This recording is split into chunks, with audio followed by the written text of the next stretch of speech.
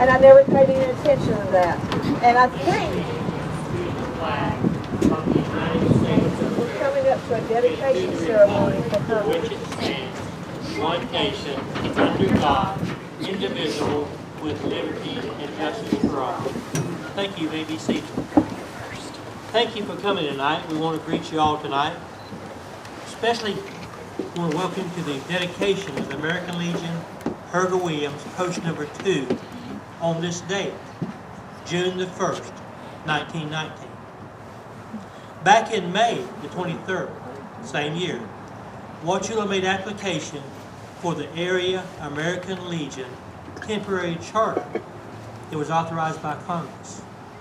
And the next day, on May 24th, the American Legion Florida branch applied for its charter, for a temporary charter. But we're glad that this American Legion post number 2, it has a mission to service our present veterans from the Great War that ended at 11 o'clock, November the 11th, 1918. We also want to continue service to our active service boys and girls and men and women who are still in uniform for us tonight. And also we want to be able to protect our flag and install citizenship throughout our community. And that's what our American Legion is about. But tonight we're here to dedicate this brand new building to Herger Williams. And we want to welcome his mother, Ms. Alva Williams, to share with us. So if you just give her a hand. Thank you all so much. I'm so honored to be here and speaking on behalf of our family. I'll have to apologize. I'm not much of a public speaker, but I just want to share with you a few things about my son, Herger, and our family. You know, watching my son grow up over these last several years, he's just been a teenager with all of this talk of war and the atrocities of war. But he's watched a lot of things right here in our own community.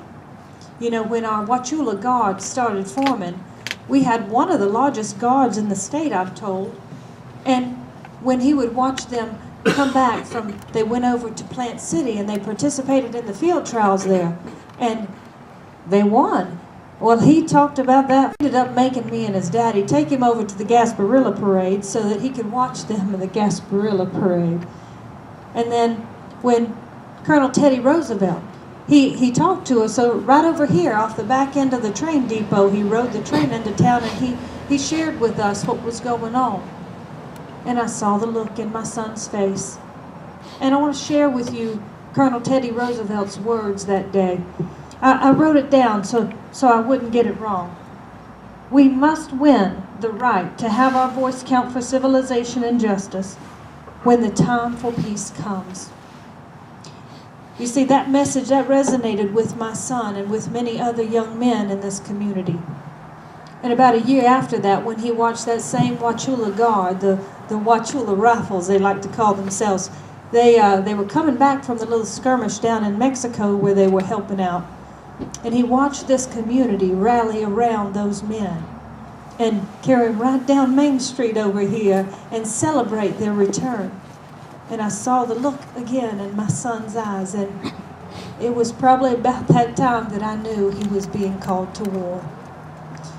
You know, he wasn't even old enough to enlist. He was just 20 years old. And my husband and I got the visit saying, your son is stowed away with his brother. So we went down and we signed the paperwork to allow him to go and follow what he felt like he was supposed to do.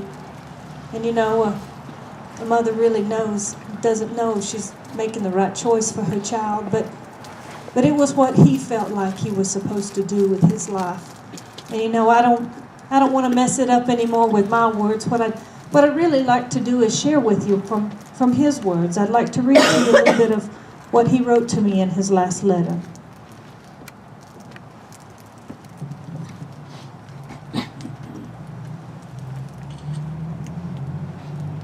Mama, you know, it didn't serve me well to be brought up on your cooking and to have to be off over here. where the food just doesn't measure up. Even so, I want you to know that being here, Mama, I have never felt so alive. You know, last week I received honors for our field exercises for marksmanship. And they're even talking about starting me next week in the battalion ahead of my troop.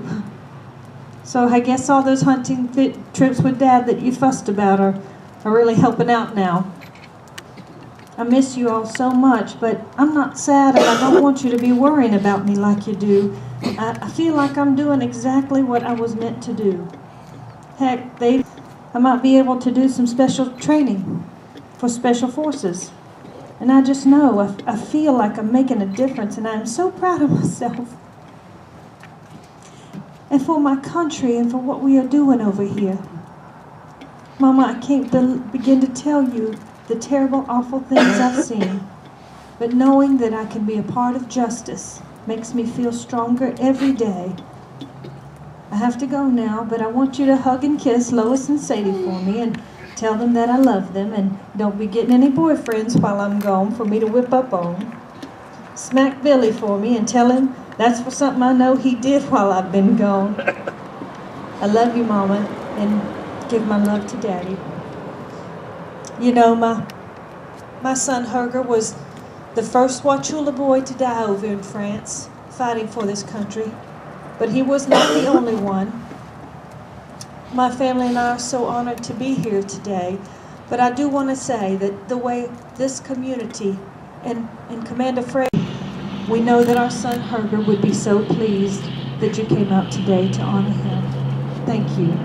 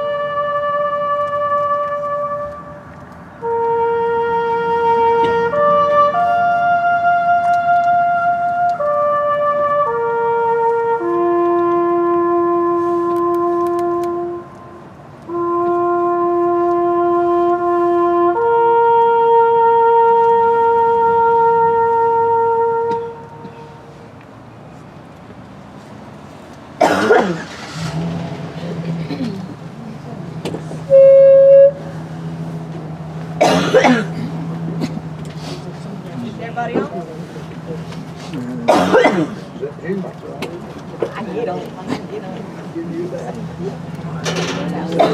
That's why we support our troops today. For people